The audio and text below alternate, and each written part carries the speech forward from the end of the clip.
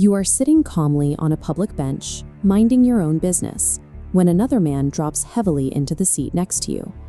He immediately spreads his knees and throws his arm wide, forcing you to adjust to his sudden intrusion.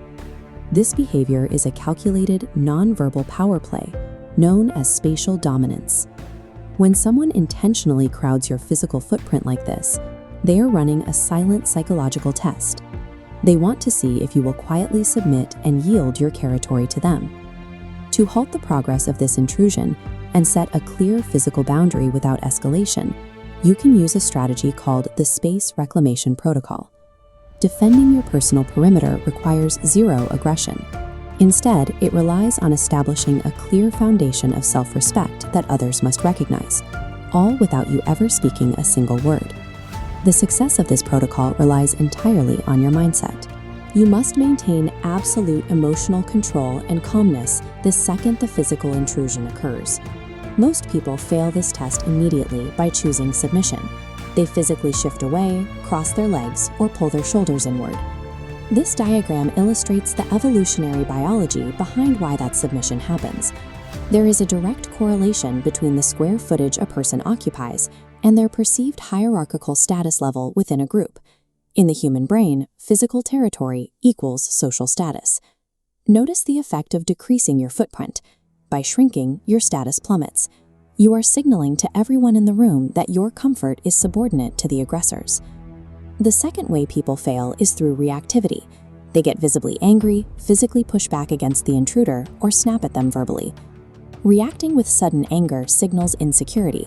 It makes you appear emotionally fragile and easily triggered by a minor physical interaction. To execute the protocol correctly, we start with step 1, the anchor. When the intrusion happens, absolutely refuse to flinch or move away. True psychological control begins right here, relying on the power of complete physical stillness in the face of sudden pressure. Once you hold your ground, move to step 2. Instead of contracting, you will slowly and deliberately expand your own physical posture.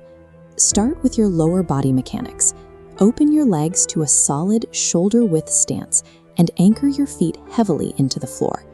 You may feel a biological urge to fold inward to avoid conflict, but you must actively counter that by deliberately expanding into your rightful space.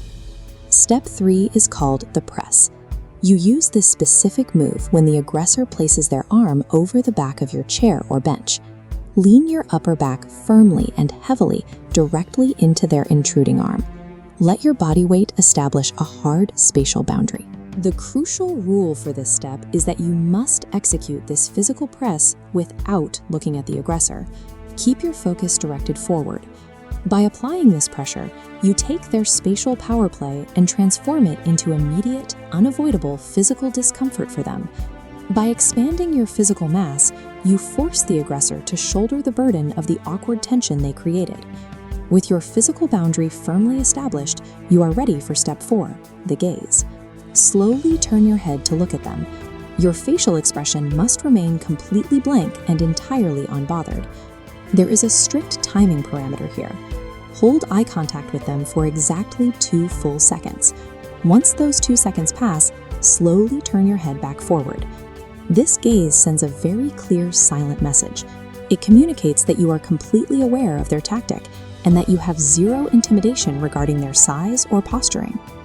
Be careful to avoid the 2 critical mistakes during this phase.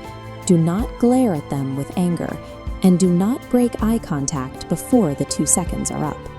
By denying them any visible emotional reaction, you starve the aggressor of the psychological submission they require to maintain dominance.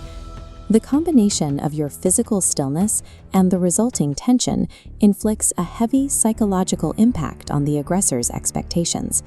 They entered this interaction expecting either weak compliance or a dramatic emotional outburst. Meeting them with absolute calm breaks their behavioral script, leaving them with no clear way to win the interaction. To resolve the mounting social friction and the physical resistance of your upper back, most aggressors will eventually choose to end the contact. They pull their widely spread legs together and withdraw their arm, contracting their footprint to find a more comfortable position. The physical boundary you set holds firm. The original space has been successfully reclaimed, and the power dynamic shifts from a hierarchy back to a shared space of equals. A high-value individual never asks for permission to exist. They anchor their presence and hold the space they occupy.